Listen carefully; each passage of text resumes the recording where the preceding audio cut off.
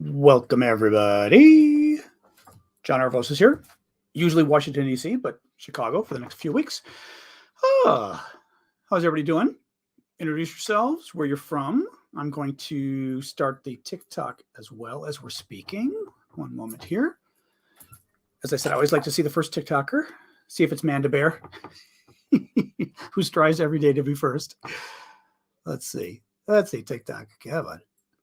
TikTok. Manda Bear, you're first. There you go. I called it. I totally called it. I told everybody on YouTube, that Manda Bear might be first, and she was.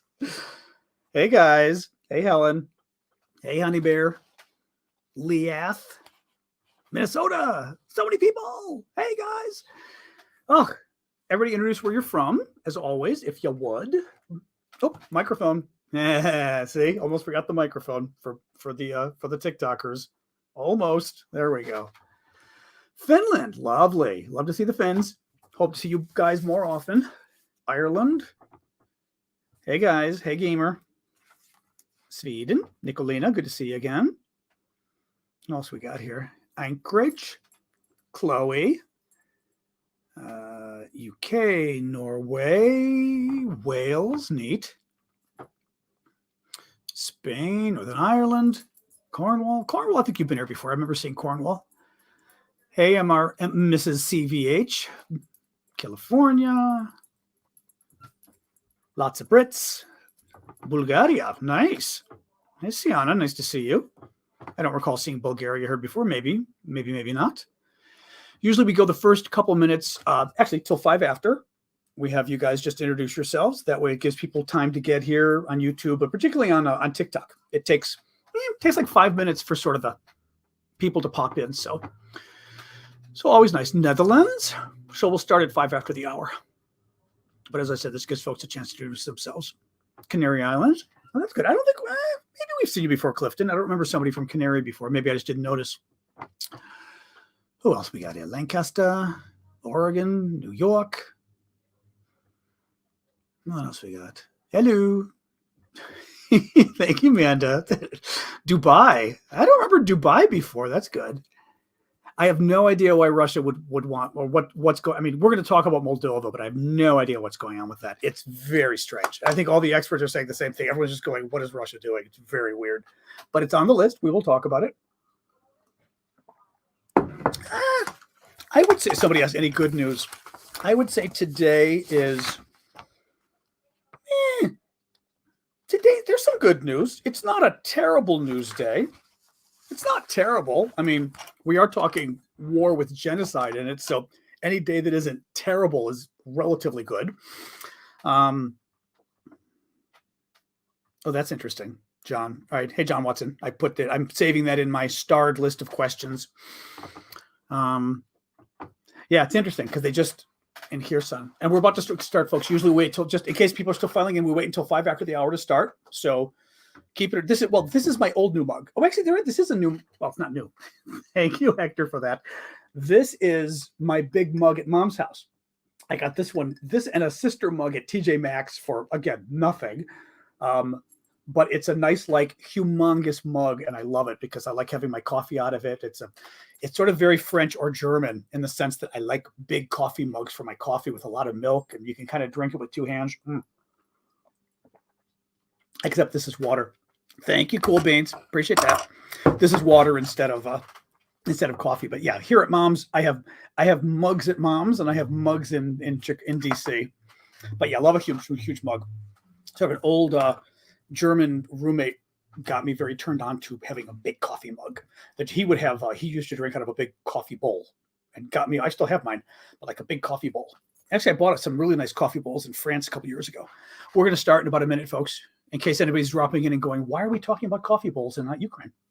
But yeah, I got a really wonderful set in Strasbourg, France, at the Christmas market years ago, which I was very excited about. They're very pretty. I still haven't used them because they're all handmade, and I'm terrified to use them. Friends come over to my house, and I'm like, don't touch those coffee mugs, or not mugs, the coffee bowls. They're handmade in France. So I do have to use them. Oh, you can get out. Oh my God. Hold on.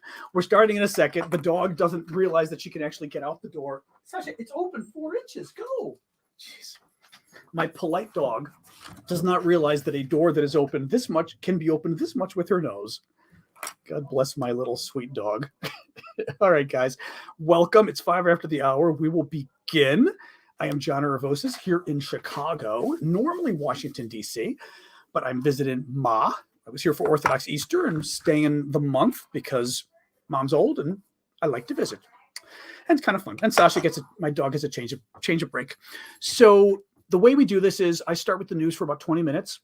I will tell you the latest news going on. I will tell you why I think it matters, the stories that I think are important, and then we'll switch into Q&A, and we go till around quarter after the next hour.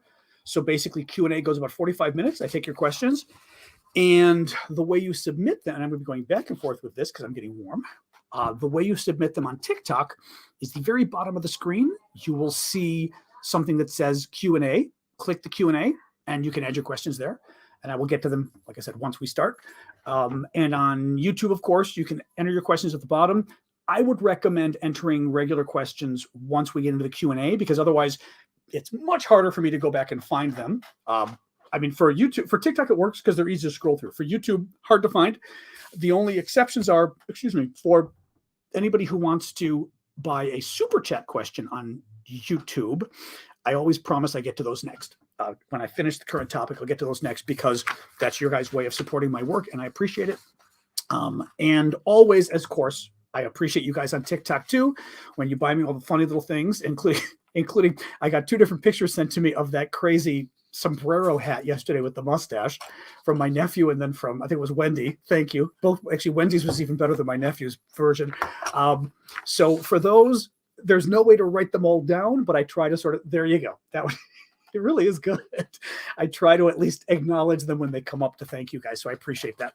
All right, let's jump in. So the top stories. Okay, top stories. Well, I'll tell you right now, no significant Russian breakthrough in the east. So Russia has not broken through anything. They're still fighting all over the country. No significant breakthroughs. That's good. We're going to talk about Transnistria. Some bombings going on. Most of us have probably never even heard about Transnistria until a couple of weeks ago. It's in the news now. Talk about Chernobyl. Talk about Russia's gas company shutting off some countries now in Europe for natural gas. And the dogs are running around playing. Hello, bringing me your ball. How sweet of you at completely the wrong time. Hi. I know, but I can't. My dog has decided this moment. She ran and got the ball and brought it to me and looked at me and went, bro, Sasha, literally impossible moment here. Don't give me that look. So we're going to talk about Chernobyl. We're going to talk about the gas companies.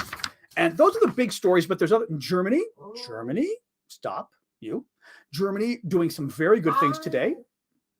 I don't know if you guys could actually hear my dog in the background doing this. Oh, and I'm not having coffee today. I'm having regular. I do drink Pete's coffee because I really like it. But I have water today because at this hour of the day, if I have coffee, I'll be up all night. So let's jump in. So yeah, nothing significant in the fighting in the east, which is good. Like the board thing.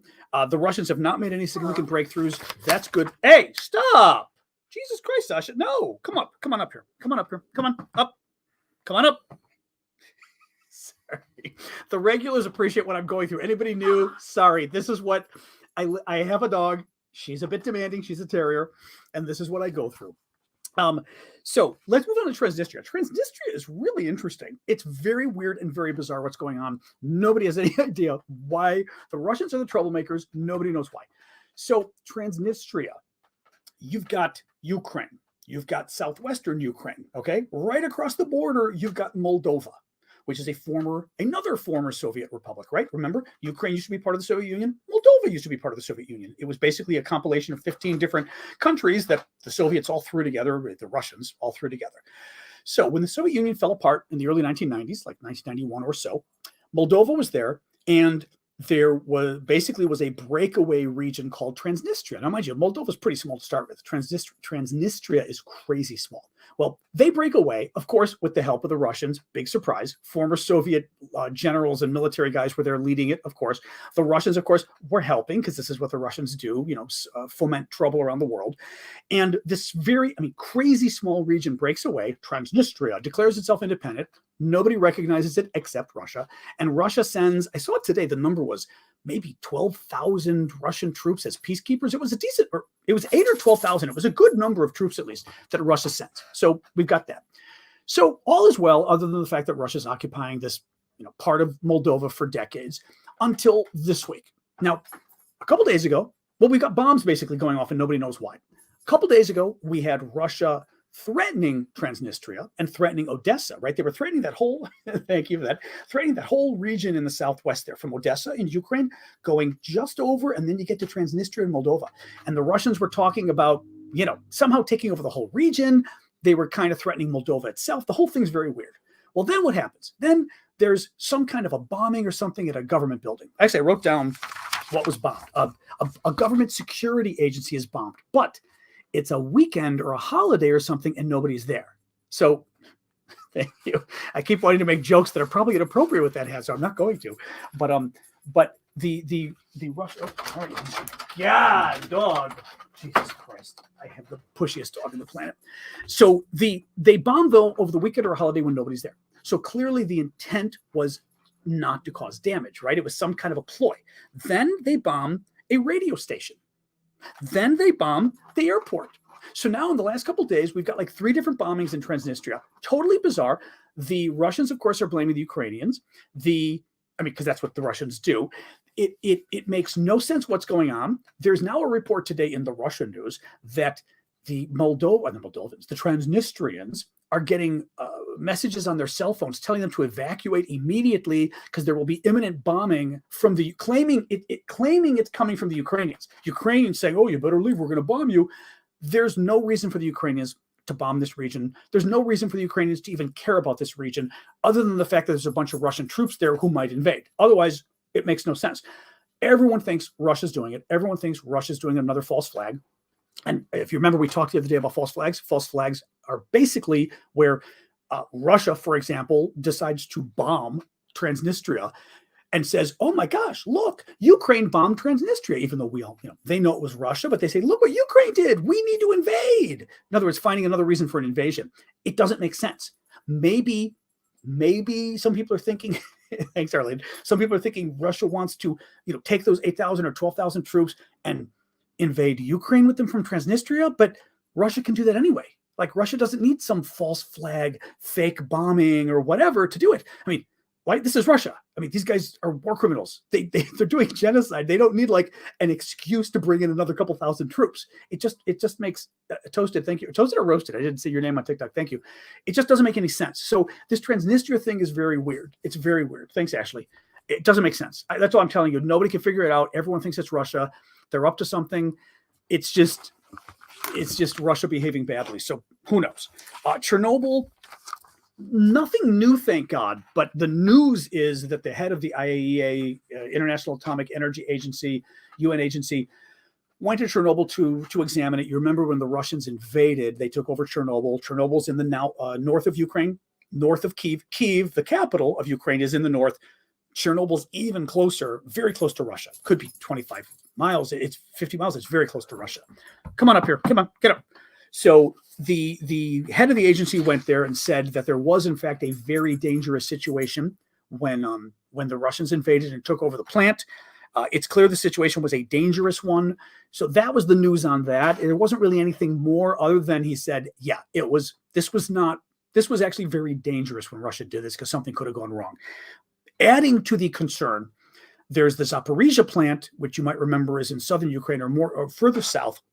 And the Russians, I'm trying to remember, they were trying to take it over. I don't remember whether they ever took it over or not, Zaparija. But last night, thank you for the little dog, for the corgi. Last night, they shot 2 cruise missiles over the plant that literally came very close to the plant and flew over.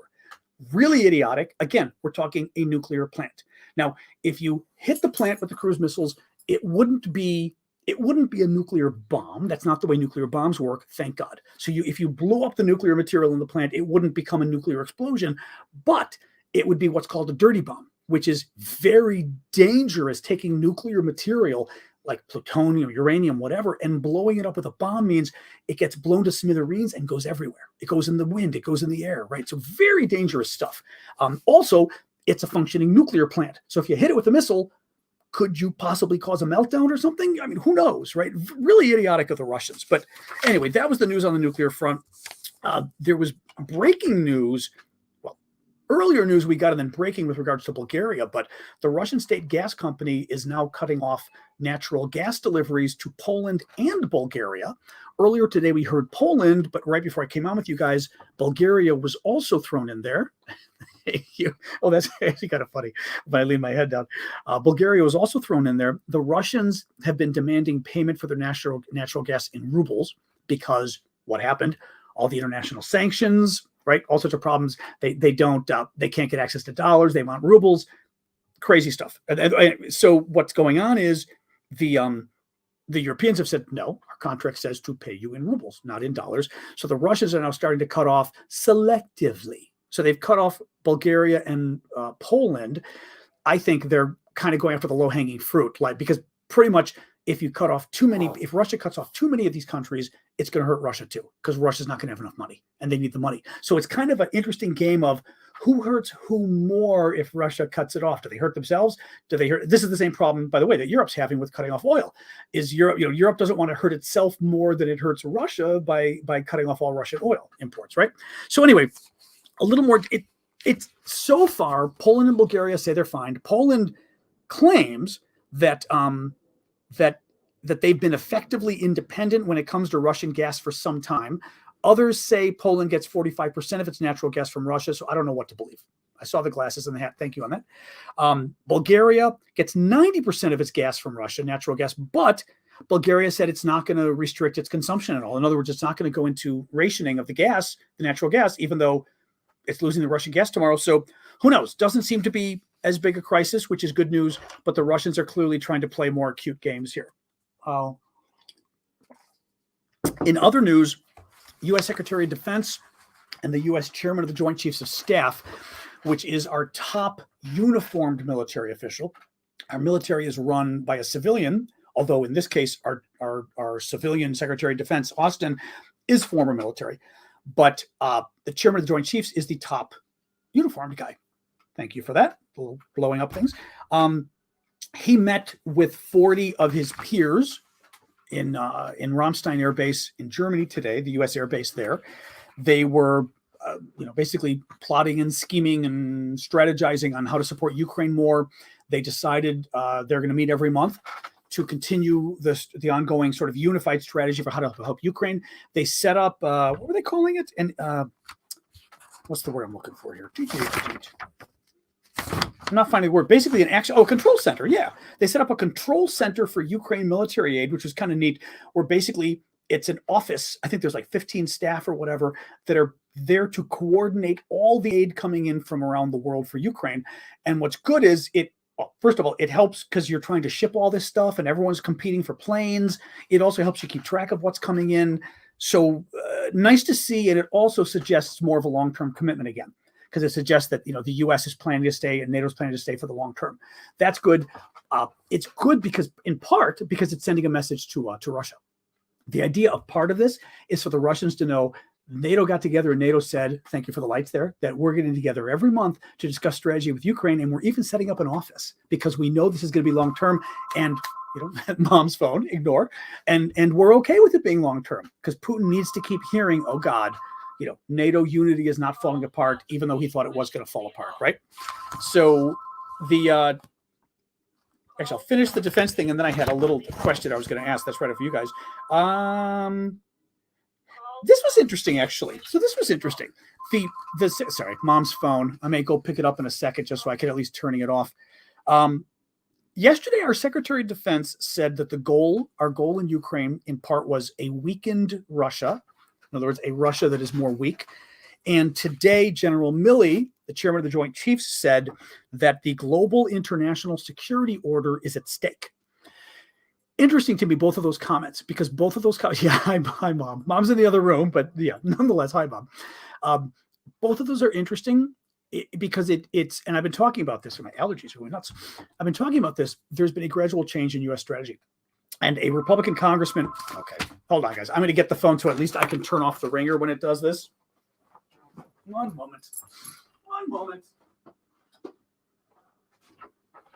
There we go. All right. There we go.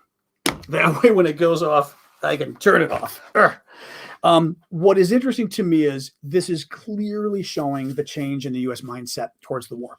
Now, okay, yeah, thanks, Carrie. I know. I always laugh because when I talk to people who are working at home and I can hear babies in the background. Actually, one of you I talked to had that.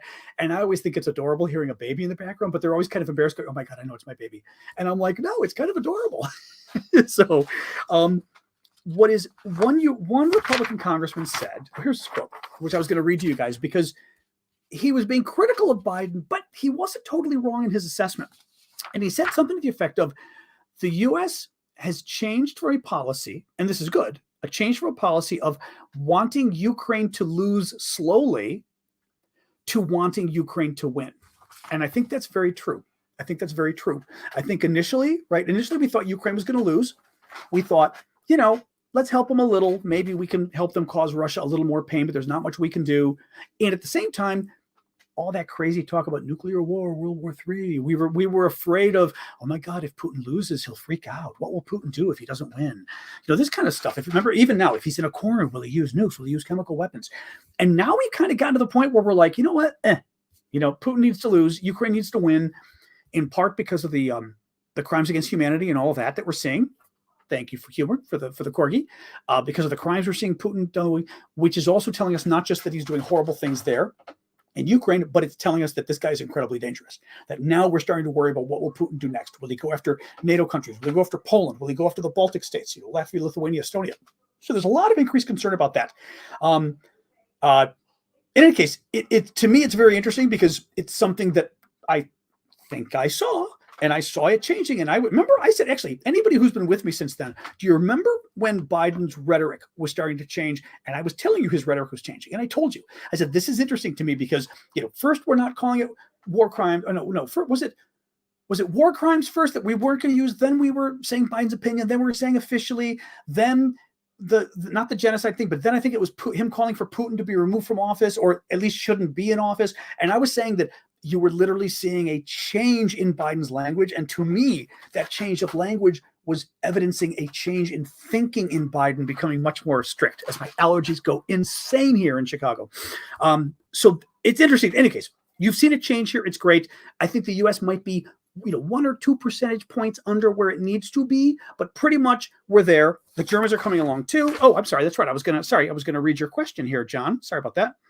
Watson, what do you think Russia's doing about taking over all of Kherson Oblast? Interesting. So the Russian, it's been kind of weird. So Russians have been occupying Kherson, but apparently not all of it, because they took over the city council's office today, which I thought was kind of a weird thing to take over. Like they won the city. I mean, I doubt the city council's office is particularly manned, but whatever.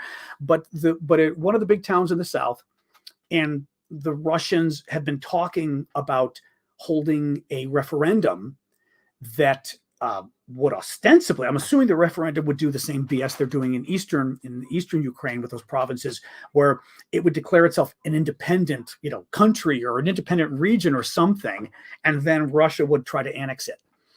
Now, Kherson, I believe, is also the town where that pro-Russian blogger got killed the other day. We don't know. He was sitting in a car.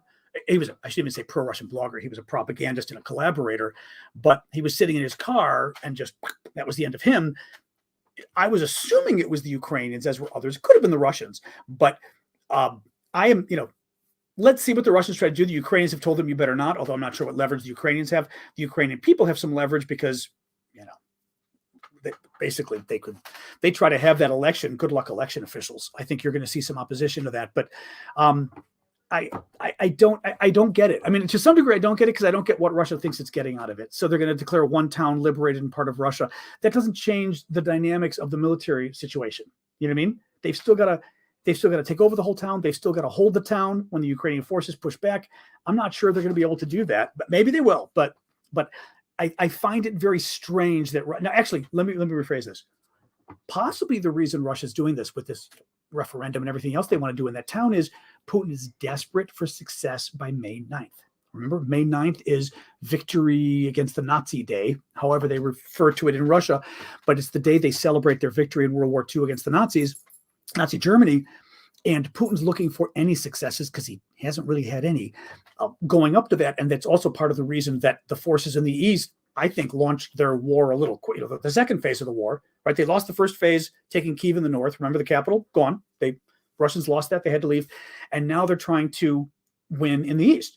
Well, they kind of launched that early. Everybody thinks they don't have enough troops. They didn't let their troops rest enough from fighting in the north. They didn't have enough equipment. I mean, everything about it was just like the fight in the north where people went, you just don't have enough people there. And they did it because, in part, Putin told them, I want a victory by May 9th. I want something to show, our people for our great, the second great victory against the Nazis. So maybe he wants to have the vote and the declaration in time for that, maybe, and claim it as a victory. I think it's a little weird. It's a little weird. Oh, sorry, John was throwing up a reply. It looks like Ukraine are doing some counteroffensive Kherson. I hope so. I don't know what the military situation is in outside Kherson. All I know is, as I said, clearly somebody killed that blogger. And the very fact that the news today said that the Russians had just taken over the city council building said to me that the Russians did not fully occupy Kherson. Because otherwise, why would taking over? First of all, they wouldn't need to take over a city council building, but also, if you're talking about one building they took over, that sounds like you're literally, slowly moving through town trying to take it over. So, yeah, must be. That's, oh, yeah, I got you here. Okay, sorry. I'm just looking to make sure John didn't have anything else here. Okay. Continue with the news. Germany. Oh, so Germany. Good Germany. Yay. Two good Germany things. So Germany is sending 50, as announced, it will be sending, or has approved the sale of 50, or sale or sending, I mean, it may be a sale, of 50 or so anti-aircraft tanks. They're called Gepard, Gepard, tanks. They're a big deal. They're meant to shoot down aircraft, drones, and other things, but they also can be used against land targets, I was reading. And they're a big deal because they're considered heavy weapons. And bottom line, what this means is Germany was still very reticent to send I'll say a higher caliber of weapon over to Ukraine, sort of some of the stronger weapons, especially tanks, and now they are. And that's a huge deal. It's showing a change in Germany's thinking. It's also significant strategically for Ukraine, but it also is showing a changing in the thinking. And I think, again, looking at what we talked about a minute ago about U.S.'s thinking changing, I think you're seeing a change across the board in terms of how NATO and how the allies are seeing this, which is great. They're taking it much more seriously. They're taking the threat Russia poses much more seriously to the rest of us.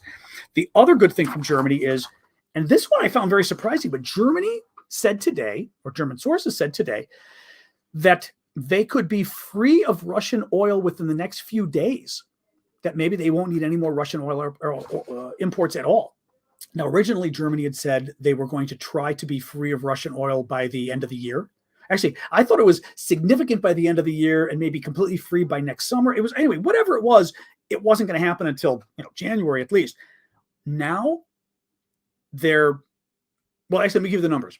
Germany was getting almost, I've got half written here. It was a third. It was a third of their oil. They were getting a third of their oil from Russia. Okay.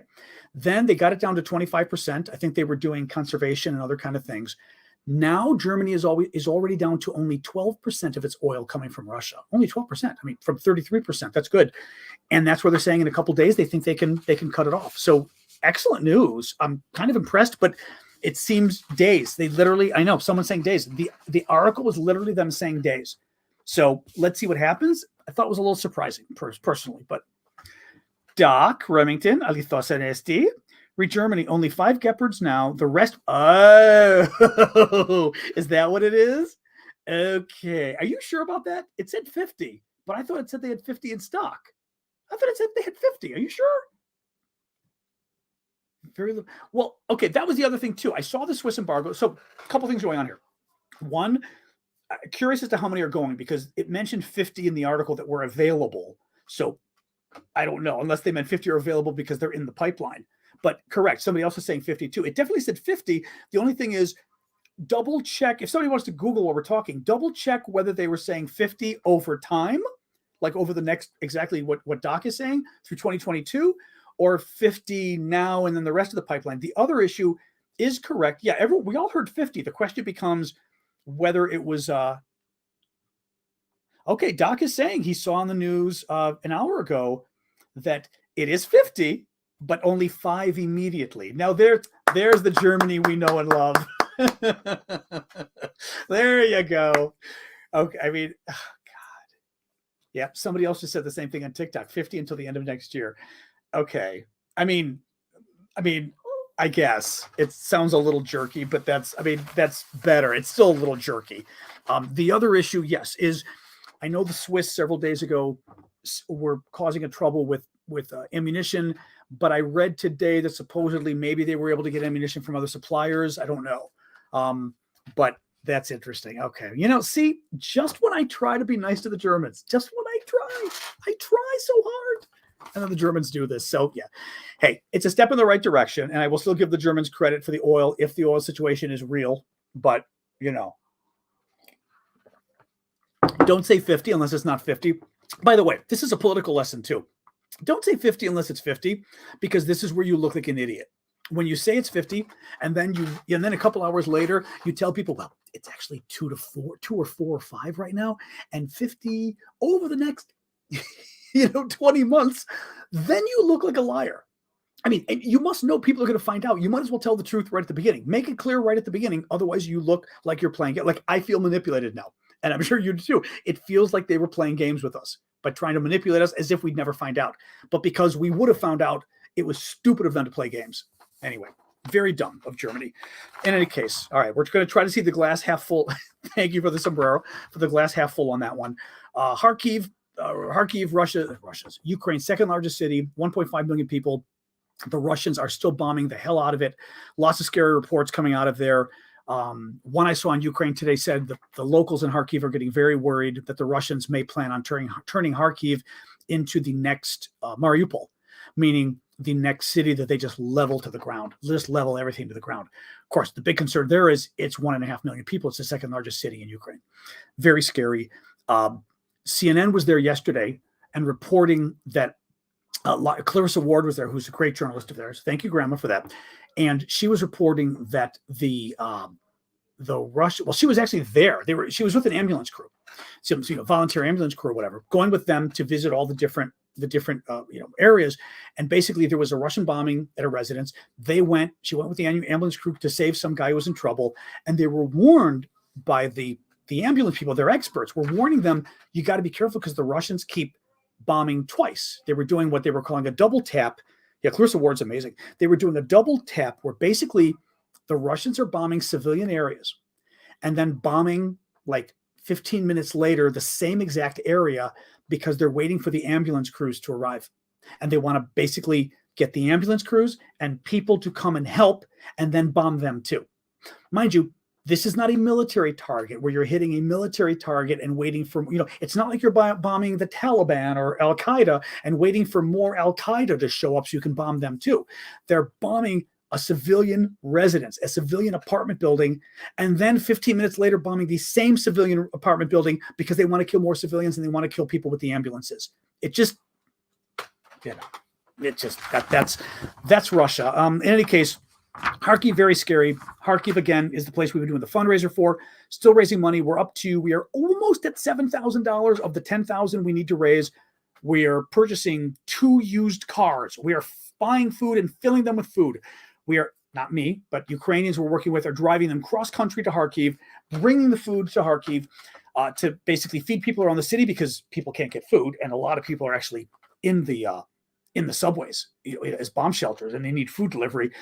And we are then going to loan, if not give, the cars to the food delivery folks so they can have 2 more cars to get food to everybody. So we're up to $7,000. We literally do need 10. I mean, Vlad's been organizing this, our guy in Ukraine, and he said, they're hoping to get the cars. If they can get them cheaper, they will, but the cars are going to be $8,000 to $10,000 just for the cars. So they're hoping we can get them 10, but we're up to 7, which is good. So if you guys can, be kind. Just put the link for YouTube, for TikTok. Go to my profile. You will see my allergies. I'm sorry. You will see my Beacons link in my TikTok profile, beacons.ai. Click it. And the very top 2 links are to donate for this. 100% of the money is going to go for the cars and the food. We're not taking anything. I'm not taking a dime. It goes all over to Ukraine. We've already raised $40,000 otherwise for Ukrainian aid. So just so you know, it's going to good uses. All right, back to the news. Mariupol. So this is kind of interesting and annoying. So Russia is still bombing Mariupol. Mariupol is that town in the south, the other one that's been obliterated, right? The Russians cut it off 2 months ago, have been bombing it for 2 months. Food and water was cut off almost immediately.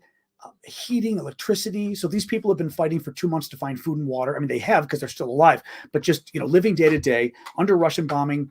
The sort of the last holdout area of town is the steel plant that about 1,000 troops are in. Maybe half the troops are injured, the other half aren't. Maybe 1,000 civilians is what they're saying. And Putin is claiming, he claimed to Erdogan today, the head of the prime minister of President Erdogan, Prime Minister Erdogan, President Erdogan.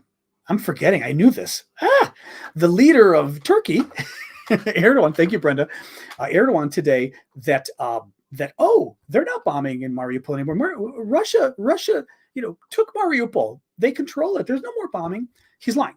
Last night alone, there were 35 air raids apparently on the town, according to 35 bombing raids on the city. I mean, it's ridiculous. Again, everything the Russians say, the Russians lie. Just keep it in mind. Sorry, I'm going to put the little put Dr. Remington's additional comment on that one. We're doing the bombing. Yep. So that actually, let me just read Dr. Remington's comment again real quick. As someone that loves Germany, let me please make something clear. The German people support Ukraine to a high percentage. The games are mainly being played by the SPD. Yeah, these are the SPD party is the Social Democrat or the Social Democratic Party in Germany.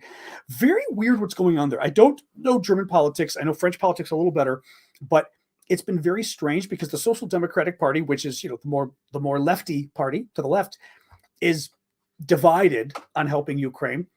The right-wing parties, like the Christian Democrats, are more supportive, which, okay, maybe you'd think, maybe conservatives are more anti-Russia or something. Although nowadays in our country, that's not necessarily true. But you also have the Greens, who are part of this coalition of people wanting to do more to help Ukraine and stop Russia, which is fascinating because the Greens, I would think of the Greens as being kind of a far left contingency, and I would think of that as being naturally a little less supportive of military action, but very interesting, very interesting. And the other issue, by the way, Doc, I thought you were going to bring this up, is that the Social Democrats in Germany now are talking about, whether to throw out Gerhard Schroeder out of their party, who's the former, I think was he chancellor or was he like prime minister or something else? That was, or party leader at least. But anyway, I thought he was the former leader of Germany, wasn't he, Schroeder? Who's just in bed with Putin. He's an energy lobbyist. He's horrible. And they finally kind of gotten embarrassed with him, but kind of interesting that that's going on too. I've got two more. Yeah, I've got two more little stories and we're done. We're good on time. The one is Russia's threatening to hit German. You guys got me thinking Germany now. Russia's threatening to hit Ukrainian federal offices in Kiev, the capital, if the Ukrainians don't stop hitting targets in Russia. Now, first of all, you might say, I thought the Russians were denying that it was the Ukrainians who kept hitting them, right? So why is Russia complaining about Ukraine hitting them within Russia if Russia kept saying Ukraine never did it? So, but don't expect Russia's lies to be consistent. The other thing is, from my perspective, and I did do a TikTok on this earlier, there's some reason that Russia did not go in and just level the, is just level the federal buildings. Like, why didn't they go in and just go after the presidency, go after all the ministries in Kiev? Why didn't they just knock them all down? I'm not saying they should have, but from a military perspective, why didn't you, right? If you were going to take over this country, they didn't want to. There's some reason they didn't want to. And I don't know what it is. But they didn't want to. And I feel like they're not going to make this decision based on, oh, Ukraine, you better not hit us. There's something else going on. And again, we're dealing with Russia. We're dealing with people who just routinely lie in international affairs. So I would never trust Russia to as long as we don't hit you in your own country, you're never going to bomb our ministries, please. Right. But again, there's some reason they're not doing it. Yeah, exactly, Jennifer. There's some reason they're not doing it. And I don't think Ukraine is going to make a difference. Russia has their own calculus here. Hello, Norway. Welcome to the show. We're already rolling, but good to see you there. Last little thing, just to give you a little bit of Russia's duplicity. I mean, you all know Russia's duplicitous, but I just had to throw this in and then we're doing our questions. He was chancellor. That's what I thought. Thank you, Jessica. I thought Schroeder was chancellor, and he was party leader, but I thought he was chancellor. Yep. So the last little point, Putin said today, and I'm guessing he may have said this when he was talking to Erdogan in Turkey. I'm not sure. But Putin said today that peace talks with Ukraine were going so well. They were just going so well. And then the Ukrainians ruined it by accusing them of the atrocities in Bucha. Bucha, the town where, remember, the Russians, like the people coming into town, when the Russian troops left, found just 20 civilians in a row dead on the sidewalk. One of them was riding his bike. One had his hands behind his back, and they shot him in the head. 14, 6, I mean, I remember some of these stories. 14 and 16-year-old boys being kidnapped and tortured and mutilated and killed. I mean, horrific, the human rights crimes that were done in Bucha by the Russians. And Putin's now saying, oh gosh, we had such a good chance for peace, and then you accused me of these war crimes, and now what are we going to do? Now we can't have the negotiations. As I said, just assume he's lying. We're dealing with liars, and we're dealing with very bad people. So on that happy note, let's jump to the questions. I don't think I missed anything. Okay, I don't think I missed anything here from the super chats. Let me jump right into a TikTok question. If you guys, yeah, I don't really care what you don't believe, Michael, the Russian troll, because, it's funny. We've got a little Russian troll here named Michael, just so folks know, for the mods on TikTok, and it's worth bringing up. Thank you. They zapped him. Good for you. But it's worth responding to this, just to remind you guys, because I always think it's important to tell you the facts so that you remember the facts when you deal with like the Russian trolls and etc. He was saying like, oh, there was no evidence that wasn't something like the person with his hands tied behind the back. That was a plant or some fake thing or whatever. I think the reason Russia lies so poorly is because it's a dictatorship and they're not used to dealing with like information and free information. Well, the New York Times and actually another organization went and they got satellite photos of Bucha. The Russians were there for about 20 days. I don't remember. I think that they moved in, maybe the 9th or the 10th of the month or so of March. The Russians moved in and they left maybe the 31st or so, right? And they checked the satellite photos. And on March 9th, I may have said May, I meant March 9th, the streets of Bucha are clean. There are no dead bodies, right? Everything's great. The Russians come in 2 or 3 days later, the streets are full of dead bodies. And they're full of dead bodies in the very same position they were when finally the Ukrainian troops and the media, Agence France-Presse was one of the first ones, came to town. And they literally matched it up from the satellite photo. They saw in the satellite photo, like, white car, body, blue car, or whatever. And then on the street, like that iconic photo when you saw down the main street of Bucha, you saw all those bodies in a row. And literally they matched it up like white car, blue car, body. It was the exact same thing as the satellite photo. So what they know is these bodies appeared during the Russian occupation. Now, doesn't take a rocket scientist to figure out who killed them, but it clearly wasn't Ukrainian troops doing a fake. If the Russians already occupied and controlled the town and were shooting anybody who walked, Ukrainian troops didn't walk in and say, hey, let's put a guy with his hands tied and pretend like he was shot. So sorry, little band Michael, but good try. But in Russia, you don't have information. In the rest of the free world, we do. All right, guys. So now let me jump to the Q&A here on TikTok. And as always, on YouTube, feel free to put questions. Yes, Yulia is asking about Transnistria. Yeah, Yulia, she's asking, do you think Transnistria was bombed by the Russians? Yes. I have no idea why, though. And all the folks I'm reading have had the same feeling. No one thinks that Transnistria, which is this breakaway region in Moldova, southwestern Ukraine area, and lots of weird stuff going on in the last couple of days, like bombing, 3 bombings, airport, radio station, and a security office. But the bombings happened at a time that basically wouldn't injure anybody. So very strange, just very exact, the kind of thing you'd do if it was a fake, right? Like burning down your own house and nobody was home, so nobody was hurt. Kind of that thing. Like they waited till nobody would be hurt and then they did the bombings. They're blaming Ukraine. They're blaming all sorts of things. Everybody I follow, I had the same feeling, was like, this is very weird. The thing is, we can't figure out what Russia's up to. I don't know what they're up to. I don't know why. Some people are saying Russia wants to take the thousands of troops it has stationed there and have a justification for them moving into Ukraine. Well, why does Russia need a justification? It didn't need one to start with, right? Why wouldn't they just come in? The whole thing's very strange. So yeah, it's Russia. I think it's absolutely positively Russia, but I have no idea why. I have no idea why. Jennifer, thank you for that. That was very sweet of you. Harvey's got a question here. Oops, I will get rid of this question just so we can see a little more of the screen on TikTok. And then I will come back to TikTok questions in a sec. Harvey Kittle asks, opinions on you doing that flag thing to me. I'm going to go with Sweden and Norway. Oh, okay. That would be Sweden and Finland. That looked like Norway to me. On Sweden and Finland submitting official applications to join NATO, what do you think Russia's response to this will be? Okay, but has there been any, since Harvey, I know you love to find the late minutes news to trump me here. We had stories yesterday breaking saying that Sweden and Finland were going to submit their applications as early as like May 16th or so. May 16th, correct, the middle of next month. Did anything happen between now and then? Anyway, let me know. You don't have to pay money for it, but let me know if anything happened between now and then. Otherwise, we might have talked about this yesterday, I think. I don't really recall, but Russia's not going to be happy, but big deal. I mean, I'm not sure what Russia can do at this point. Russia can't invade. He can't afford going to war with them. Sweden and Finland are not Moldova, right? Moldova doesn't have much of a military. Sweden and Finland do. I mean, I know Finland in particular. Sweden, I'm just assuming from what I know. But Finland, I know, has some really kick-ass military. Somebody was telling me they've got really good planes and stuff, like fighters and things. Putin's losing right now the war against Ukraine. He can't afford to go after Finland and Sweden too.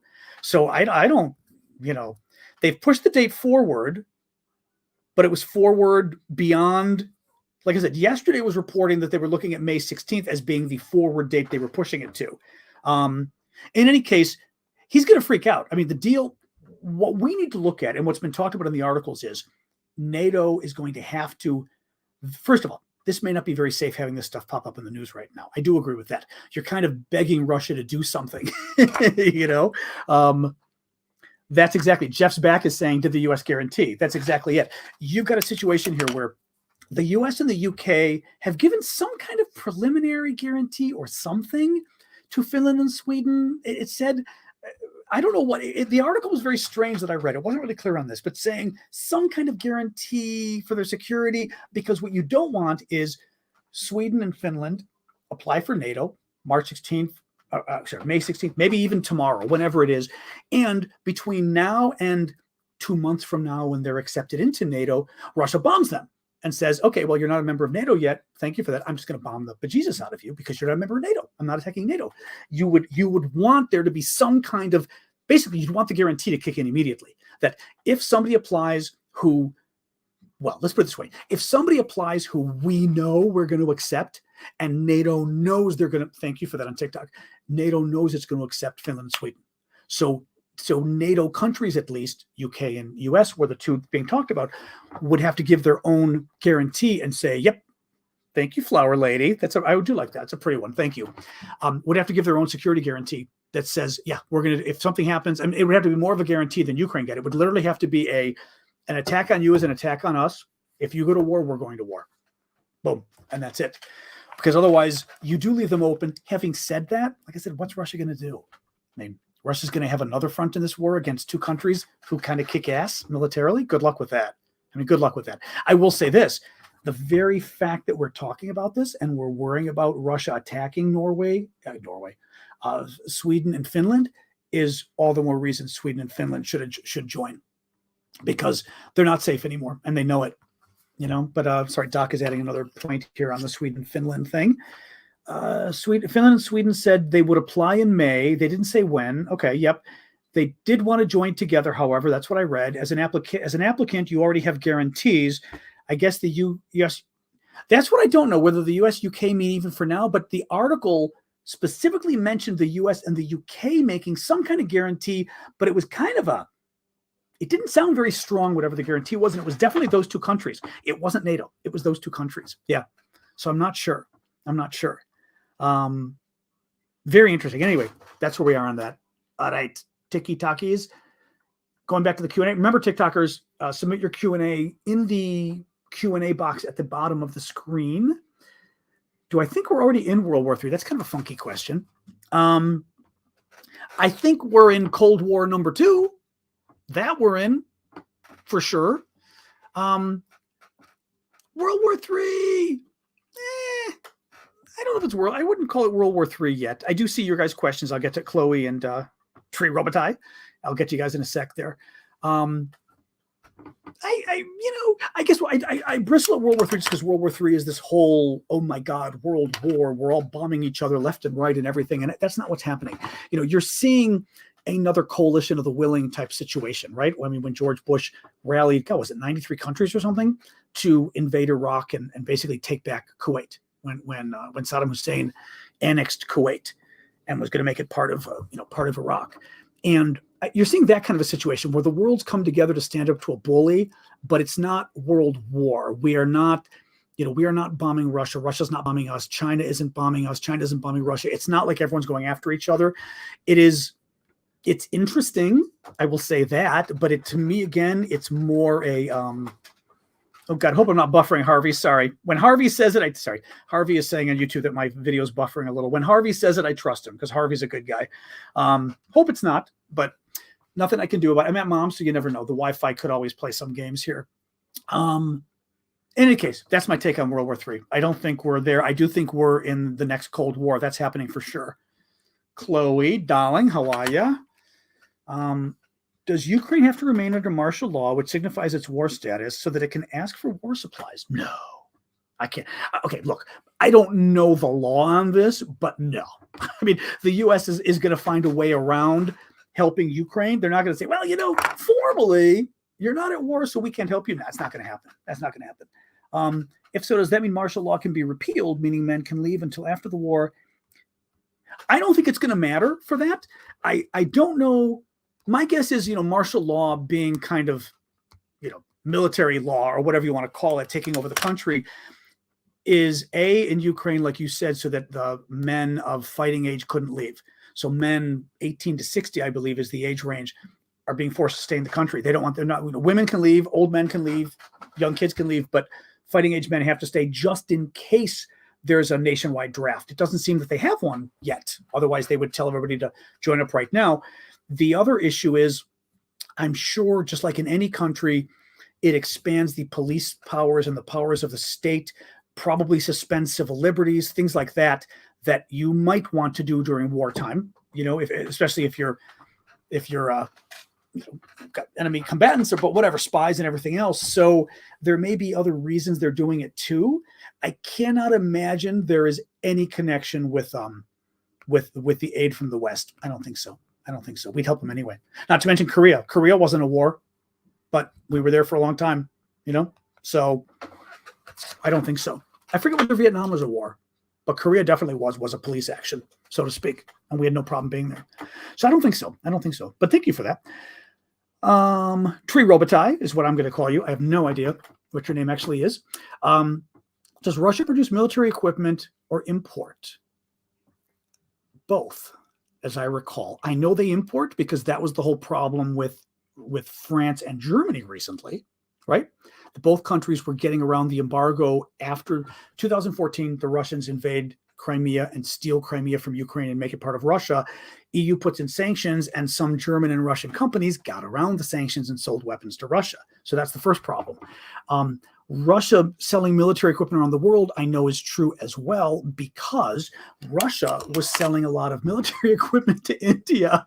And I don't know if it was the tanks or what, but India, I think, either froze or canceled an order they just had of a bunch of Russian equipment once all the Russian equipment was blowing up in Ukraine and they were losing to the Ukrainians. Again, I don't know that India said it was linked, but everybody kind of laughed because it was literally like Ukraine was doing this. Oops, there we go. Ukraine was doing this amazing job blowing up all the Russian equipment, and India kind of went, oh, maybe we don't want the Russian equipment. So Russia clearly does both. U.S. stating goal to weaken Russia. Will Russia be able to replenish quickly? That's another question. That's interesting. What we are hoping, first of all, a lot of Russia's top equipment, from what I understand, was already sent to Ukraine. It's not like they kept a lot of the good stuff back, right? We know that they sent most of their good men. We know they sent a lot of their good equipment. Secondly, they're already having some problems with their supply lines. I know, for example, drones. Drones, I remember, because that was one in particular. The drones the Russians use a Sony camera on the drone. And because of the sanctions, they can't get Sony cameras anymore, right? So that's screwed. The chairman of the Fed, whatever you call it in Russia, the head of the central bank in Russia, came out and said last week or so that nearly every product made in Russia has some kind of foreign component to it, to the product. So some kind of foreign part. So you got that problem kicking in too, which is any production in Russia could potentially involve some kind of foreign components. You would hope on military they'd be smart enough to use their own components. But even on that front, you've got all the airplane parts, at least for domestic flights, that were cut off, right? I don't know. I think they're clearly not able to replenish quickly, because I'm just doing this anecdotally at this point. But we know, for example, one of the big stories of the last week, or not big story, one of the interesting stories of the last week was that Russia is sending weapons back to Russia, like their vehicles and stuff, to have them fixed and brought back to Ukraine because they don't have enough of their weapons, like their big weapons. So rather than leaving them although they've left a lot of them breaking down because the Ukrainians have gotten them, but the ones they can, Russia's literally shipping them back. I was saying it's like the Grinch. They're shipping them back to Russia to be fixed and come back, which is crazy because that takes a lot of work and time. But anyway, that's where they are. I mean, they clearly do both. I guess your point is, which is interesting, could they stop selling them? Sure.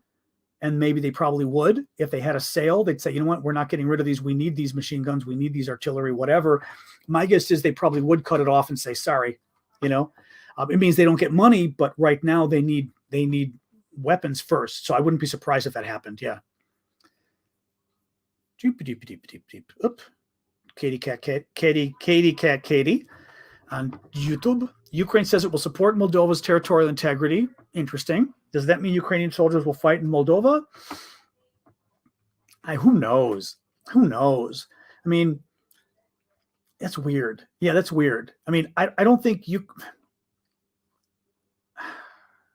Moldova's territorial integrity. I don't know what it means. I mean, my guess is if the Russians decide they're going to move into Moldova and try to take it over and make it another part of Russia, they're going to annex. The Ukrainians might move in because the Ukrainians don't really have a choice at that point. If the Russians are, because then my guess is what the Ukrainians are worried, not my guess, what I think the Ukrainians are worried about here is if the Russians start acting up in Moldova, and like I said, I have to find the number. I thought it was 8,000 to 12,000 troops. It was a decent number of troops the Russians have there. It was several thousand. If the Russians take those troops and decide they now want to invade Ukraine, they can go after Odessa from there because it's pretty close by. Odessa's kind of east of there. This is kind of west, but they're not that far away. And Ukraine, my guess is sort of stating that if you start playing games there, we will play games back to stop you. And maybe what Ukraine is saying is, we will have no problem bombing Russian troops in Moldova, not even in Moldova, but meaning in Transnistria, if you start playing games and it's clear that whatever you're doing there is intended eventually to come after us. That's my guess. And maybe Ukraine's position is, per se, if Russia thinks it's moving into Moldova to actually start attacking Moldova itself, then it's going to be a threat to Ukraine anyway because we're next. And that's the whole reason they're doing it. So in any case, I think they're just kind of laying the groundwork. They're laying the groundwork for what comes next. And I think trying to signal to Russia, you better be careful. That's my guess. Obviously, Ukraine doesn't need an excuse to go after Russian troops there necessarily, but, Sarah Megan, hello. Why are we hearing Russia still has 75% of the equipment left if things are so bad in theater? I don't know. That's an interesting question. I did not see that exact number, but I'll take you at it. From what I was seeing, first of all, I was seeing that they got back to 75% or so, I thought. Because I was seeing, for example, that basically the Russians had moved, for example, I was seeing the Russians had moved like 50, something like 50% back in, but 25% was already getting destroyed in the rest of the country. So they had moved some back in, but not enough. I thought they were getting there slowly, but they can't get beyond there. My suspicion is, okay, I'm not the expert in this. My suspicion is 75% is potentially 75% of what they need. Okay. Well, let me rephrase this. They did not have enough of what they need. We know they didn't have enough troops moving in to start with. Okay. That we know. So the equipment, if you don't have enough troops, you probably didn't have enough equipment. If they're down to 75% and 100% wasn't enough to take Kiev, for example, 75% probably puts you in an even worse position. That's my guess. So even though 75% sounds like a lot, it's 75, you're 25% down from what you actually need. That's my guess here. And actually, if they were at 100%, it's probably still not exactly what they need. They may mean 75% of the 100 they were at, right? So that's what I'm guessing. And they're in trouble with the troops too. They don't have enough troops. But that's my guess. My guess is, and again, I think if you talk to, I am not the military guy. I think if you talk to military people, my guess is they would tell you, oh yeah, losing 25% of your equipment is huge. That's going to really start to hurt you. That's my guess. That's my guess. And they might even tell you that in 2 months, knocking out 25% of Russia's equipment is really good, but that would be my guess. I mean, again, anybody who's military, feel free to weigh in, or former military who knows this stuff, or just geeky enough like MT history to know all the military stuff. But it's a good question. Is 75% of equipment left bad? I mean, is your military pretty much, are you damaged significantly if you get down from 100 to 25%, for example? It's a good question. Did I miss anything here? Nope. Chloe and Tree. Okay, let me jump back to. That's true. Some of the shipments, somebody was mentioning the shipments getting derailed. That's true too. We saw, Rusty was saying that we saw the footage, video, and pictures from those attacks this week, whatever they were in Russia, across the border, that a train with a bunch of military vehicles got derailed and just knocked over, which again, sure, it could have been the Russians doing a bad job of loading the train, but I thank you for that. I think it was the Ukrainians. Let me get a see here. Okay, sorry. Let me see. All right, TikTok. What do we got here, question-wise? I was just trying to see if anybody was weighing in here on YouTube. Putin dead yet? Not yet, Leah. Not yet. Still waiting to see. A lot of speculation on him being sick, though. That is true. If Russia nukes Ukraine, would NATO step in?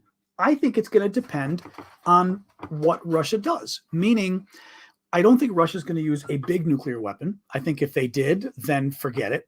Then NATO would step in. I think yes. If Russia uses a small nuclear weapon, that gets interesting. And I'm not saying this in a condescending way, meaning like I think it's horrific, but I think from NATO's perspective, it gets interesting because NATO kind of sits there and goes, well, he didn't use a big one. He used a small one. He didn't blow up a city. He blew up 100 troops in a field. Is that really as bad? But it is a nuke. Like all of a sudden, I fear you're going to see NATO get into kind of this back and forth game of, is it bad? Isn't it bad? How bad is it? Right? I do think that if Putin uses even a tactical nuclear weapon, a small nuclear weapon, and there are small nuclear weapons, a small one, then I think NATO is going to ramp this up significantly. What you could have at that point, you could easily have a no-fly zone in Western Russia, for example, in Western Ukraine. Basically, you could have that the part of the country that is free and no Russian troops are there. You could have NATO move in and say, that's it. This part of the country is free. You're not touching it. And if you touch it, we're blowing you out of the sky. For starters, I think. Marion, good to see ya. My buddy Marion, just joining. Maybe already asked. That's okay. What's up with Russia's threat to, we were talking about that earlier because they're doing it to Bulgaria too. They're doing it to both. She said, what's up with Russia's threat to cut off gas to Poland, beating us to the punch so their weakness becomes a strength? Okay, see, this is why I love Marion went to law school and grad school with me. That's why I love Marion. So the issue is, I was saying at the beginning of the show, Russia has announced that it is cutting off natural gas shipments to both Poland and Bulgaria now. They announced Bulgaria. See, I'm getting cold again. They announced Bulgaria right before the show started. And both of those countries are kind of talking publicly as if it's not that big a deal. The data seems to suggest it's not nothing. It's going to hurt them, but maybe it's not the end of the world. But they're trying to claim it's not a big deal. What is interesting and what Marion's kind of getting at is, and I think I said this earlier, like who's hurting who more? Like Russia, we've been talking in the West, right? I mean, us at least, Americans, we want the energy shipments to be embargoed from Russia. We don't want Russian energy coming into Europe, because when it does, then European money goes back to Russia. And we don't want that to happen. Right? We don't want Russia getting dollars or euros or whatever they get from us, right? So that's a good thing. So when Russia cuts it off, it's kind of like, as an American, I kind of want to go, oh no, not the briar patch. Like, I mean, okay, great. Russia doesn't want to send gas to Europe. Okay, great. Let Russia lose its dollars and euros. My suspicion is, Marion's saying they're trying to turn a weakness into a strength. I think it's even more than that. I think I had actually had this idea, and I should have told you guys, because now I could have claimed it and showed you how smart I was. But I was going to suggest a while ago and say, if the Germans are so afraid of cutting off oil, or whomever is afraid, why don't we start with some of the countries who can afford it? Either let's start with some of the countries who can afford to cut off Russian oil, because that's the big money maker, or even better, let's cut off Russian oil for a month. I mean, the Germans can tighten their belt for a month. The Germans can deal with high prices for a month at least. But maybe it cuts off so much money to Russia that it puts them in much more danger economically than it does Germany for a month. But I was almost wondering, and I think the Russians are doing that in reverse now. I think I saw that. Thank you on TikTok. I think the Russians in reverse are going, let's hit some of the countries where maybe we don't sell as much, but since they're smaller countries, we hope that it's hurting them more by cutting off the energy sales, so that Russia doesn't lose too much money, but for that country, it's a large amount of their energy and it hurts them badly. So Russia starts to play this game. I don't know. That's my only guess. But yes, they're trying to turn it around on them, and clearly Russia wouldn't be doing it if Russia felt like it wasn't hurting them very much. But weird. Yeah, weird. I'm with you. I was sort of trying to figure it out, because, like I said, as an American, I'm going, oh, please, no, Russia, don't cut off all your energy sales and then lose lots of money that'll stop you from, financing your war. Irish Flan, good to see you. I don't recall your name before. You might be new. Welcome. Shout out from Dublin. Hello, Dublin. I've not been there. I'm dying to go. Your new nightly ritual. Mine too. Well, as of 6 weeks now, I guess it's not new anymore. But love to see you. Question: why would Russia want payment in rubles when they can print them at will? Oh God! Now you're getting into macroeconomic stuff. Don't do this to me. Oh God! Oh God! At the very least, and Marion's going to have an opinion on this, and I know Harvey will too. But I think the idea is, if you force foreign countries to buy their goods in rubles instead of using Western currency, you increase demand for rubles, and what happens? The price of the ruble goes up. So you're artificially supporting the value of your currency, which is helping keep inflation down at home. Because if the value of the ruble drops, it means that anything Russia's importing at all, the price is going to go through the roof, right? Now, I'm not sure what Russia can still do, because they've had a lot of sanctions anyway, but it's a big problem for inflation. So my guess is, and somebody correct me if I'm wrong, but my guess is, thank you for that, Hard and Hogs. My guess is that's why it's trying to artificially elevate the price of the ruble by increasing demand for ruble, by saying all of these foreign governments have to, in other words, they've got to literally get rubles to pay Russia. So they would have to buy rubles. For example, European governments would have to spend euros to buy rubles. Well, as soon as they do that, rubles in demand, ruble goes up. That's my guess. Anybody else know the recon? I am feeling strong. I would bet money on that one. I would not bet rubles on it, but I'm feeling strong that that's the reason. So there you go. That's my take. Let's jump to another TikTok question, guys. 608. Yeah, we got time. We got more time here.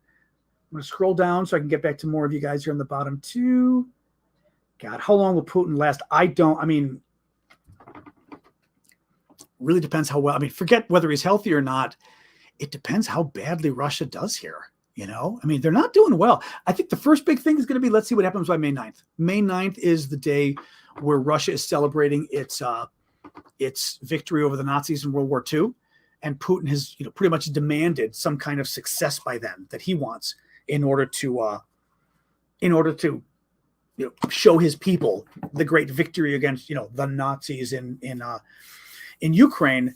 And if he doesn't get any big success by then, I don't think he's in trouble yet, but he's getting in trouble. And especially if he can't, I mean, if it looks like he can't, if it looks like Putin isn't able to grab Eastern Ukraine like he wants, then he could be in trouble. I mean, military could turn on him. The security services, certainly people think like the intelligence services and all of that could be a problem. But, even the people at home, they're supporting him now. But like anybody, you support them and all of a sudden you start to see that he's not doing as well. I mean, that basically he got you into war. You find out that all your boys are dying. And then you find out that they're not only dying, but what are they dying for? We're actually losing. Let me put it this way. Even if you believe it's a just war, you don't want a just war to be run badly. If it's run poorly, you're going to hold your government responsible for that, right? Because you'd say, oh, it's a good war. We should have fought it. But boy, you did a horrible job executing it. That's what I think Putin is in danger of. And he's not there yet. But, even in a dictatorship, he's got to worry about that. Sorry about the buffering. Yeah, maybe the internet is being a little evil today. We got our router here. It can only do so well, though. My little router actually it is plugged in though. Yeah, it's plugged in. Best I can do it, moms. At least it's working, thank God. It looks like it's Wednesday. Yeah, they're cutting off Poland and Bulgaria tomorrow for the gas. Yeah, I know. Trust me, I thought about that. Yulia's asking, blown up oil pipeline going to Germany. Trust me, I thought about that today. I was looking at a map showing the oil pipelines, and it was showing just that the pipeline, and it looks like I'm pretty sure, right? The one that goes across Poland also goes to Germany. The thing is that Germany gets a lot of, was it the gas or oil? I'm forgetting which now, but there's an underwater pipeline that Germany gets, or underground or underwater, I believe it is, that gets a lot of its energy from. So I'm not sure how much of it, but I was wondering about that. Like at some point, the only thing is, I think if you're Ukraine, you don't want to screw things up by attacking the pipelines that send energy to Europe, because Europe is your benefactor right now. If you're Ukraine, you're getting weapons from Europe, and you're finally getting places like Germany that are maybe turning around, but certainly you've got places like America that are giving more. You don't want to screw that up by antagonizing the European countries by shutting off their oil, because that literally is an attack on, it said the Nord Stream, but one of the Nord Streams is underwater, or maybe they're both underwater. I guess the ones that are in existence are underwater. In any case, I don't think Ukraine would want to do that, because you'd piss off the Europeans. And right now we're trying to keep the Europeans happy, because you need the European weapons, right? So makes sense to me. I don't think Putin would attack another NATO country, Kay Fuller, because, or not Kay Fuller didn't ask that, I'm sorry, somebody else did, because he can't afford to. Putin's having a really horrific time dealing with beating Ukraine right now. Why would he want to go after all of NATO too? So he can lose even more. It doesn't make sense to me. Russia does not believe their action is evil. No. I mean, I believe that, but yeah. And how was getting into her. Hyanet's saying, didn't Russia threaten nukes to us? Yes, they did. Russia, actually yesterday, I guess Russia threatened England, the UK with nukes, and then their foreign minister kind of threatened all of us again, and this is what they do. I just don't care anymore. I mean, I don't care anymore, but this is what they do. And frankly, if you've been studying the Soviet Union before Russia, it's what they've been doing for 50, 60, 70 years now. All the Russians do is, thank you, Sergeant Kabuto. I called you Kabula the other day too. You're Kabuto, aren't you? Yeah, see, without my glasses, you're Kabula. Kabuto, thank you. Harvey, I'll get to you in a sec. This is what the Russians do. They're always threatening nuclear war. And after a while, give me a break. And mind you, they're liars anyway. I mean, we've seen this from so much of what we've been seeing going on. They're liars. Their approach to international affairs and foreign policy is lying. So if they're always lying, and then they're always threatening to nuke you, they're probably lying about that too, is the point. So yeah, I wouldn't even vaguely worry. I mean, yeah, sure. The experts say you should worry because it's incredibly irresponsible for them to talk that way, but they're not going to nuke us because we've got more than enough nuclear weapons on submarines, and the Brits do too, that if they nuke them, they nuke Russia back, and Russia will be in just as bad shape as Britain. So they're not going to do it, and they know it. The Russians know we've got more than enough nukes to retaliate, so they're not going to do it. Harvey, Gorbachev. So America became arrogant after the Soviet Union collapsed, and Russia is justified in challenging this arrogance through, side note, only just found out he was still alive. I know, Gorbachev must be getting up there. Gorbachev just said this now?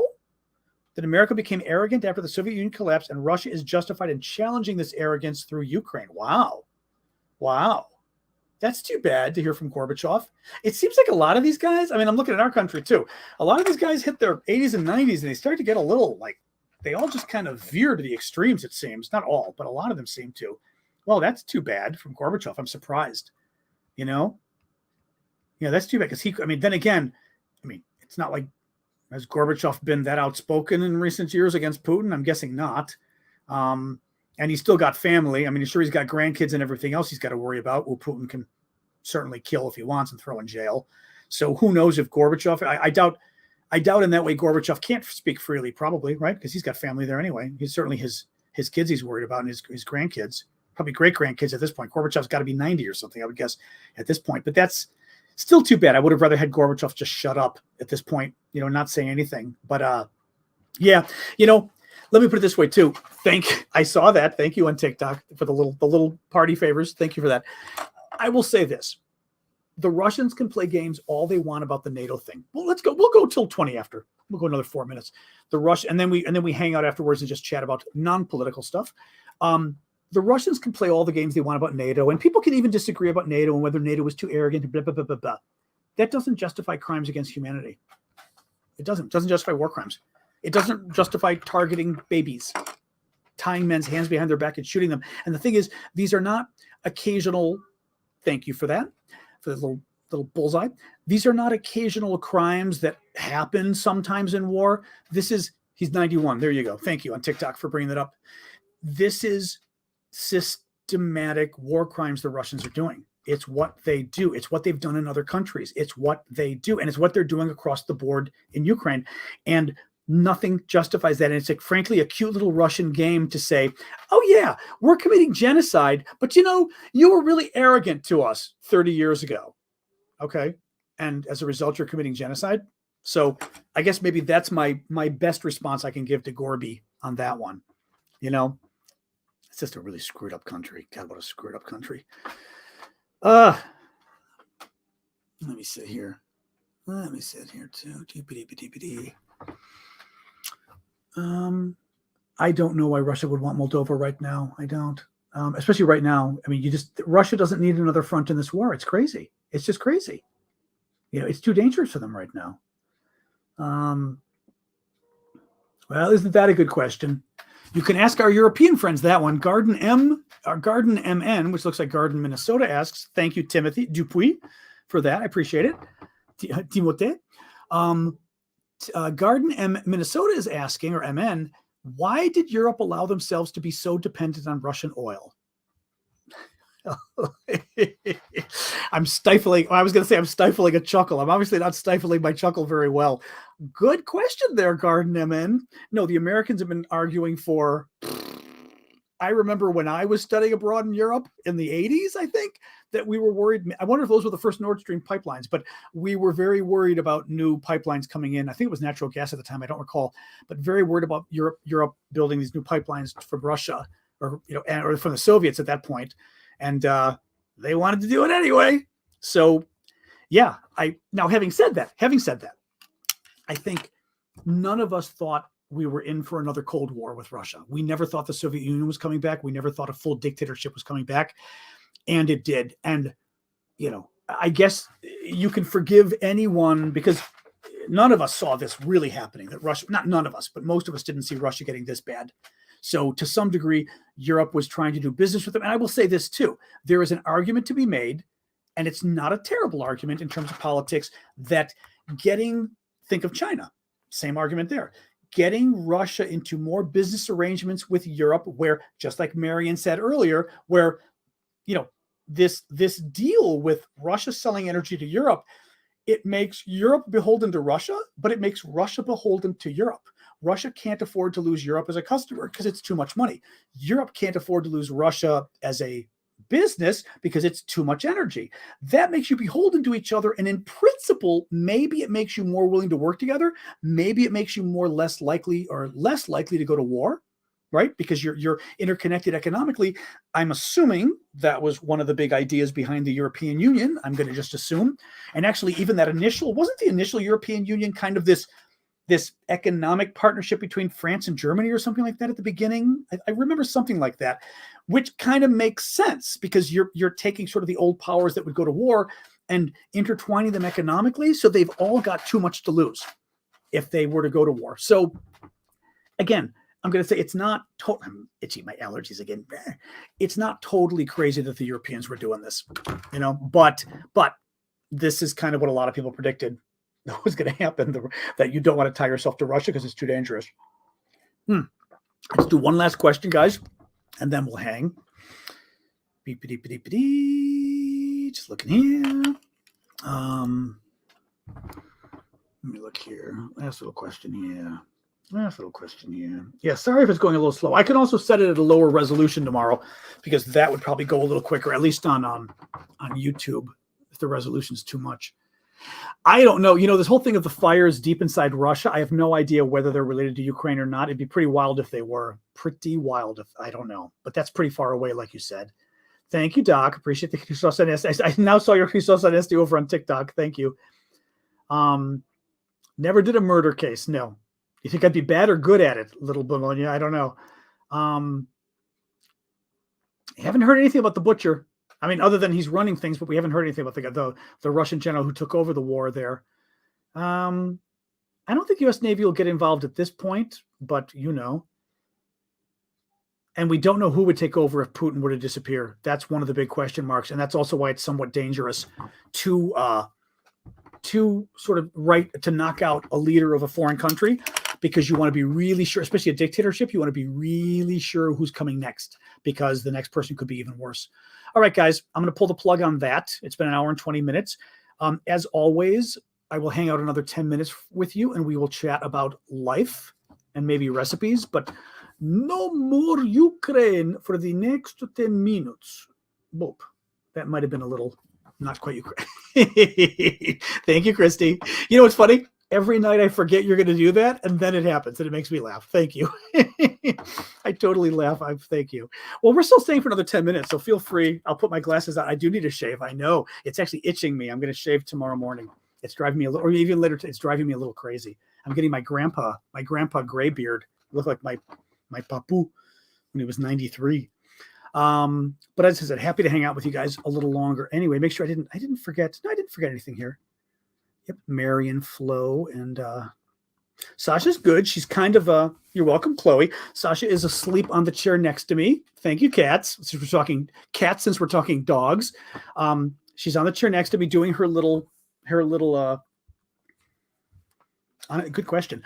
She's doing her little snore thing she's done. She's 12 and a half now, and she's just started to do, but her snoring is a little bit like it's just a little bit of a, hold on, let's see if I don't think I can get my mic close enough.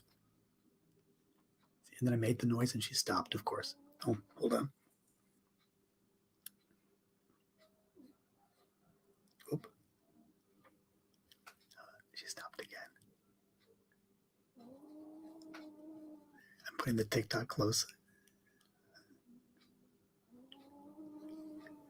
I don't know if you could hear it on TikTok. I'm going to try putting the main microphone closer and see if I have enough room on this. I think I do.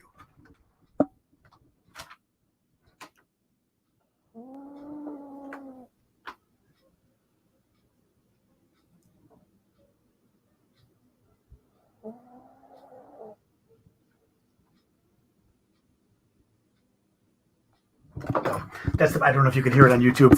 People said on TikTok they could hear it. So they're not like big snores. They're little snores. That's cute on TikTok. They're little snores. There's a little bit of a heavier breathing. And I Googled it too, and I was like, all right, your toy poodle, that's cute. It is. It's like a little weird snoring.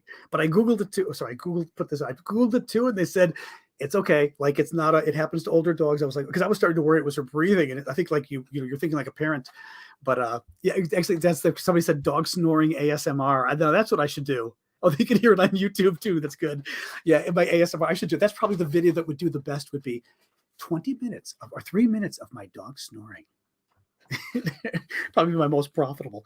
OM Jenner, after Ukraine wins, what news will you cover? That I've been thinking about that. I think I want to keep doing the explosions in St. Petersburg. Really, several people are saying that. Is that what you guys are seeing on the? Anybody else seeing that on the news real quick? YouTubers as well. Explosions in St. Petersburg. Wow. That would be pretty freaking wild. Oh, famous. I will get to yours in a second. I want to see. Nope. Fisher avoids them. Okay, CNN's on a commercial. Anybody else finding anything with explosions in St. Petersburg? Anyway, yeah, I think I'd like to do other news after this. We just got to figure out what it would be. I mean, I've got to figure out what it would be because I think it would be interesting to do.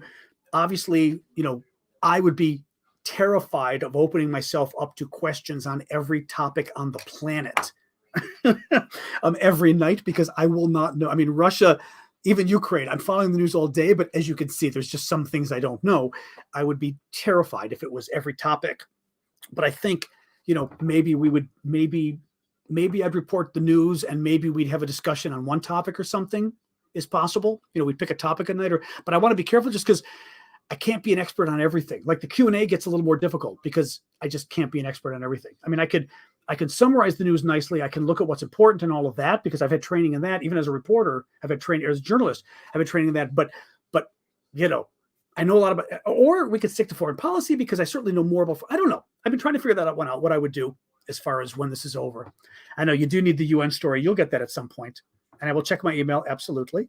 But no, I'll keep doing something. We'll keep doing something. So nobody was able to find anything on St. Petersburg. All right. But what else? Nothing on TV. Anyway, oops, sorry. In college, I jumped around a lot. I mean, I went into college and was doing an honors biology major because I always loved science. And college made me hate science, which really bummed me out because I love science. Hated it in college. Switched from honors biology, which was like this really elite major at school, and went to, what did I do? Like regular biology, just because it was easy. I mean, not easy. It was just easier to switch initially. Changed to rhetoric, which was writing. And then I went to study abroad in France for a year for my third year anyway. Thank God I had enough credits that I could because I hadn't studied French before. Nope, nothing here. I hadn't studied French before, and they weren't going to give me a hell of a lot of credits if I went, and they didn't. They gave me like 6 credits for a year. 30 credits is a year. They only gave me 6 for going to France, but I had enough AP credits that I was able to do it, which was great. And then I came back and I stuck with rhetoric, which was, writing, oral persuasion, written persuasion, which for me kind of made sense anyway because I liked writing. So, yeah, I kind of studied a little bit of everything. I was, as the University of Chicago said to me, you seem to flit about. She was very rude, the interviewer for the University of Chicago. I hope I have shown her up at this point. But I was like, flit? She pissed me off. Although she may have been testing me, saying flit about. That's what I'm wondering. Whether she was testing me for a response and I bit my tongue and I should have said flit about, excuse me, and gone, but I didn't. Famous in a Few says, I started watching the originals, never heard of it, or Vampire Diaries. Awesome show. It's really good. It's really good. Vampire Diaries, like I said, going to annoy you a little. Originals, much more mature show and very good. I think it's good until the end, other than like the last episode bummed me a little bit. All right. Cammie's putting something up here about St. Petersburg. I don't know. Definitely nothing on TV. Let me pull here. Since we're just in, this is the hangout part of our show. I'm going to pull up my iPad and look on here because if I pull it up on my computer or my phone, we've learned it knocks you guys off. So I'm not doing that. Hang on. See if that's enough to log me in. There we go. Let's see what the news is saying here. Actually, my TikTok folks are usually ahead of everybody else. Let me see what they're saying. All right. Come on, TikTok folks. Oops, sorry. Go back here with you guys. Oh, today was the anniversary of the subway bombing. Interesting. Oh, come on. Sorry, this is my old little iPad. Like we've talked about, I may have to buy a new one. Mom's is really cheap, so I may go and just get a really cheap 2-year-old iPad because I don't need a particularly good one. I just need it for stuff like this. All right. No.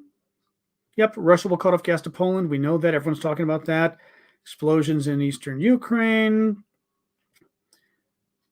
Germany supporting. Now that's funny. You'll appreciate this. Who was it that keeps asking me about the bridge into Crimea? Somebody I follow tweets, "Can someone bomb this effer into oblivion? Asking for a friend called Ukraine. Russia's road rail bridge to occupied Crimea as used by Russian military to attack southern Ukraine." Yeah, I'm not sure why it's not being bombed, but one of you keeps bringing it up, and it's a good point. Yeah, there's nothing. Anyway, there's nothing. There's nothing big here in the news otherwise. I think the St. Petersburg thing, who knows, but it's nothing. No big news here. No big news.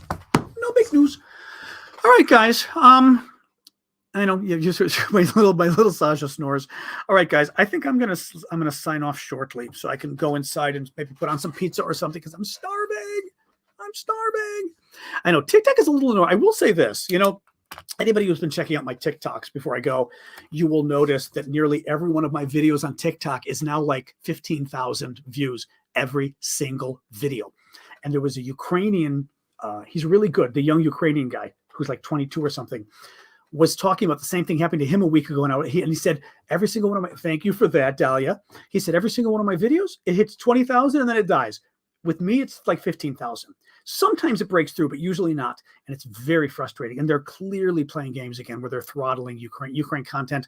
All I can say on TikTok is, make sure you like my content. I mean, make sure you like it. No, I mean, make sure you click the like button is what I mean. Try to share it if you can. Follow me, of course. I keep forgetting to say follow me. Right now, it's not Sasha. Maybe that's me wheezing right now. You shouldn't be hearing Sasha right now. She's she's awake. Hey, oh, you little bitch, you. She knew I was going to try to grab her and she jumped off the chair. Oh, you evil little girl. You want to come up? No? Come on up. She hates being picked up, and I swear she knew I was going to pick her up. She was already like up kind of getting ready, and I went to grab her, and it was like, zoom. Sasha, come on up. Come here. Come on. I have nothing to bribe you with. Let me see if I have anything. I don't think I have anything to bribe her with. If I did, nope, loose change. She is a dog that is not into money. No, I've got nothing to bribe her with. Sorry, you guys almost got to see her. In any case, yeah, so on TikTok, if you can, follow me, but also like the videos, try to comment, even just to write a quick, and by the way, not just for me, a quick comment on the video can help elevate it. Liking the video absolutely helps elevate it. Sharing it helps elevate it. Anything you do to interact helps, it helps Twitter's like computer, the logarithms, the algorithm, the computer in the sky to go, oh, people are engaging on this post. It must be interesting, because clearly they're trying to squash the Ukraine stuff, which is really annoying. So if you can help, I'd appreciate it. All right, TikTok, I'm going to say goodbye to you first because you're usually delayed. My TikTok name is my last name, Aravosis. You should be able to see it at the top of the screen. You can see my name, Aravosis, and the picture of me and the dog. I think if you touch that, it should take you to I hope it takes you to my profile. But you can see my last name, hopefully up there. That is my TikTok profile. But yeah, I'll say goodbye to you guys now because I know you're like a little bit of a delay. Happy to update. Tomorrow we'll do the same thing. My itchy nose. 5 p.m. tomorrow. I'm going to have to play ball with the dog now for a minute. But we'll do 5 p.m. Central Time, 6 p.m. Eastern, 22 UTC tomorrow. Writing this down. I have to make sure I do my little videos when I get off. And there you go. Okay, TikTok. I'm going to say goodbye to you guys. Thank you. Boom. And Twitter, same thing. Twitter. Whoever you guys are. Actually, you are some Twitter people, though. Very few. We've got like Twitter, Facebook, and YouTube, but most of you guys are Facebook here. All right, guys, good to see you guys. I'm going to sign off as well. My dog is really getting pissed at me. All right, I'll see you guys tomorrow. All right.